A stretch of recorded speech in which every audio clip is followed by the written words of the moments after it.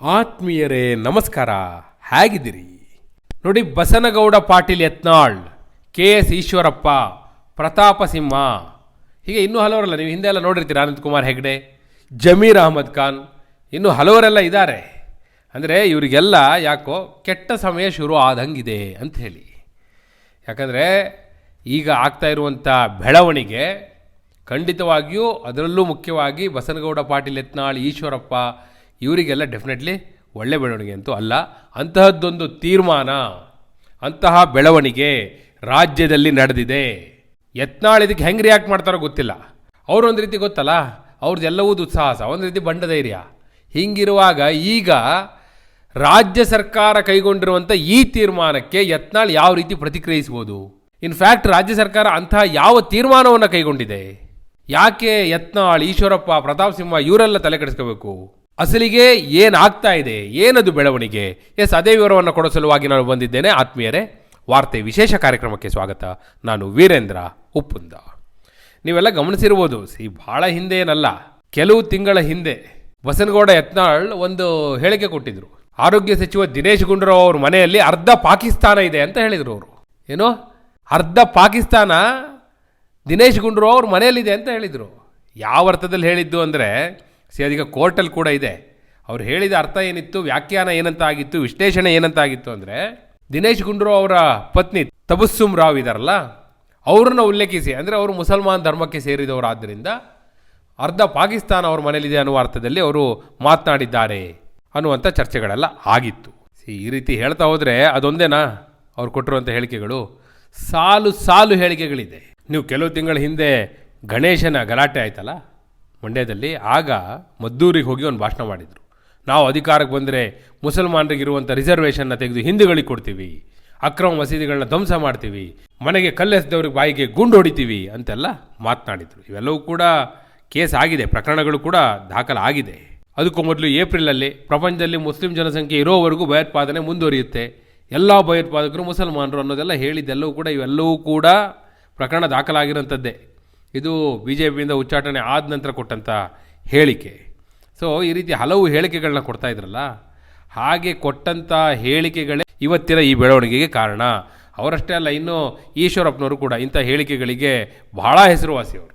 ಇವತ್ತು ಒಂದು ಹೇಳಿಕೆ ಕೊಟ್ಟಿದ್ದಾರೆ. ಇವತ್ತು ನಾನು ಹೇಳ್ತಿರೋದು, ಸಿದ್ದರಾಮಯ್ಯನವರು ನೆಗೆದು ಬಿದ್ದಿದ್ದಾರೆ ಅಂತ ಹೇಳಿದ್ದಾರೆ. ಈಗ ಮುಖ್ಯಮಂತ್ರಿ ಕುರ್ಚಿ ಕಚ್ಚಾಟದ ಬಗ್ಗೆ ಕೇಳಿದ್ರೆ ಸಿದ್ದರಾಮಯ್ಯ ಎಲ್ಲಿದ್ದಾರೆ, ನೆಗೆದು ಬಿದ್ದಿದ್ದಾರೆ ಅಂತ ಹೇಳಿದ್ದಾರೆ ಅವರು. ಅಂದರೆ ಈ ರೀತಿಯ ಹೇಳಿಕೆಗಳಿದೆಯಲ್ಲ, ಹಿಂದೆ ಕೂಡ ಅವ್ರು ಭಾಳಷ್ಟು ಹೇಳಿಕೆಗಳನ್ನ ಈ ರೀತಿ ಕೊಟ್ಟಿದ್ದಾರೆ ಈಶ್ವರಪ್ಪನವರು.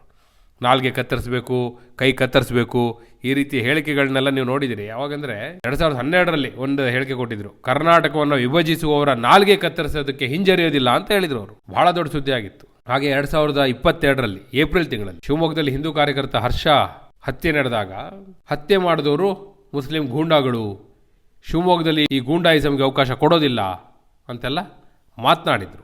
ಆಮೇಲೆ ಆಜಾನ್ ಬಗ್ಗೆ ಚರ್ಚೆ ನಡೆಯುವಾಗ ಹೇಳಿದರು, ಏನು ಅಲ್ಲಾನ ಮೈಕಲ್ಲೇ ಕರಿಬೇಕಾ, ಇದೊಂದು ತಲೆನೋವು ಅನ್ನೋ ರೀತಿಯೆಲ್ಲ ಮಾತನಾಡಿದರು. ಅಂದರೆ ಈ ರೀತಿಯ ಹೇಳಿಕೆಗಳನ್ನ ಕೊಡುತ್ತಿದ್ದ ಹಿನ್ನೆಲೆಯಲ್ಲೇ ಈಗ ರಾಜ್ಯ ಸರ್ಕಾರ ಒಂದು ಮಹತ್ವದ ಹೆಜ್ಜೆಯನ್ನು ಇಟ್ಟಿದೆ. ಅದೇನು ಅಂದರೆ, ಇವರೆಲ್ಲರಿಗೂ ಕೂಡ ಬಾಯಿಗೆ ಬೀಗ ಹಾಕುವಂಥ ಒಂದು ನಿರ್ಧಾರವನ್ನು ಇವತ್ತಿನ ಸಚಿವ ಸಂಪುಟ ಸಭೆಯಲ್ಲಿ ಮಾಡಿದೆ. ಮತ್ತು ಇದು ಸದ್ಯದಲ್ಲೇ ಏನೋ ಬೆಳಗಾವಿ ಅಧಿವೇಶನ ಆರಂಭ ಆಗುತ್ತೆ 8ನೇ ತಾರೀಕಿಂದ. ಆ ಅಧಿವೇಶನದಲ್ಲಿ ವಿಧೇಯಕವನ್ನು ತಂದು ದ್ವೇಷ ಭಾಷಣ ತಡೆಗೆ ಒಂದು ಕಾಯ್ದೆಯನ್ನು ರೂಪಿಸಲಿಕ್ಕೆ ರಾಜ್ಯ ಸರ್ಕಾರ ಸಿದ್ಧವಾಗಿದೆ ಅನ್ನುವಂಥದ್ದು. ಬಹುಶಃ ಭಾಳ ಹಿಂದಿನಿಂದ ಈ ಚರ್ಚೆ ಇತ್ತು, ಆದರೆ ಈಗ ಅದನ್ನು ಅಧಿಕೃತವಾಗಿ ಇಂಪ್ಲಿಮೆಂಟ್ ಮಾಡಲಿಕ್ಕೆ ಮುಂದಾಗಿದ್ದಾರೆ.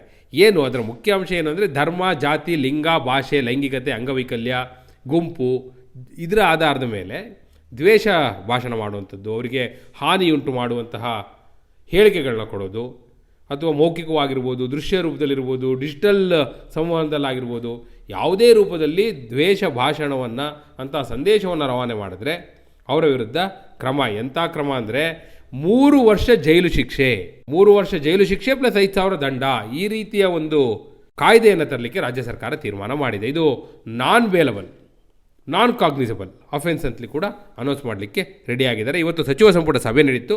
ಆ ಸಚಿವ ಸಂಪುಟ ಸಭೆಯಲ್ಲೂ ಕೂಡ ಈ ತೀರ್ಮಾನವನ್ನು ಮಾಡಿದ್ದಾರೆ.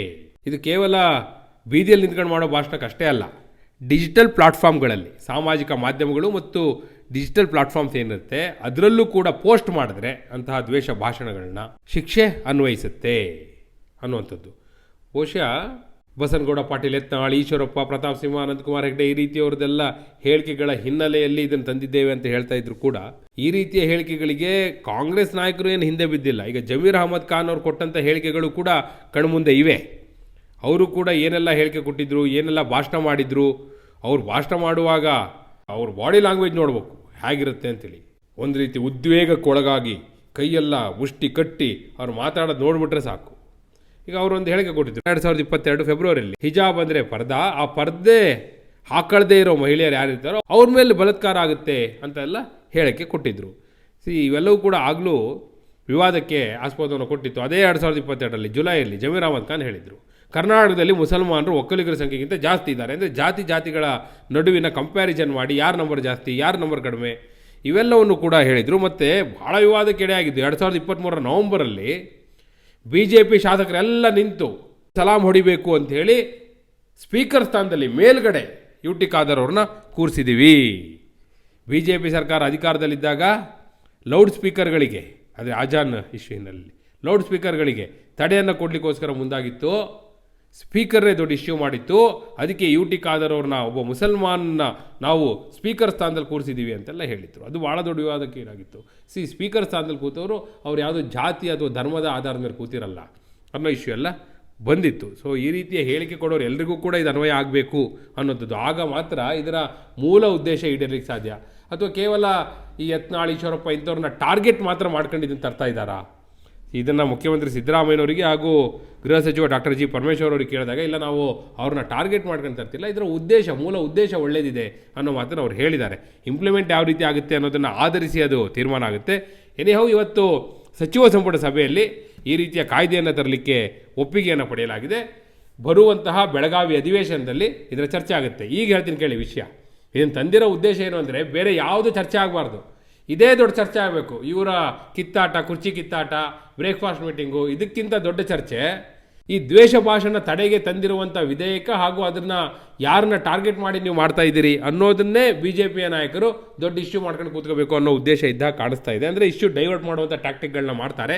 ಅದೇನೇ ಮಾಡಲಿ, ಈ ರೀತಿಯ ಒಂದು ಕಾಯ್ದೆಯನ್ನು ಯಾವ ರೀತಿ ಇಂಪ್ಲಿಮೆಂಟೇಷನ್, ಯಾವುದೇ ಕಾನೂನಾಗಲಿ ಅದು ಯಾವ ರೀತಿ ಜಾರಿ ಆಗುತ್ತೆ ಅನ್ನೋದ್ರ ಮೇಲೆ ಅದರ ಯಶಸ್ಸು ನಿಂತಿರುತ್ತೆ. ಇದನ್ನು ಯಾವ ರೂಪದಲ್ಲಿ ತರ್ತಾರೆ, ಯಾವ ರೀತಿ ಜಾರಿ ಆಗುತ್ತೆ, ಅದನ್ನು ಆಧರಿಸಿ ಇದರ ಸಕ್ಸಸ್, ನಿಜವಾದ ಉದ್ದೇಶ ಈಡೇರುತ್ತೆ ಇಲ್ವೋ ಅನ್ನೋದನ್ನು ನಾವು ಕಂಡುಕೊಳ್ಬೋದು. ನಿಮ್ಮ ಪ್ರಕಾರ ಈ ರೀತಿಯ ಒಂದು ಕಾಯ್ದೆ ಅಗತ್ಯ ಇದೆ ಅಂತೀರಾ?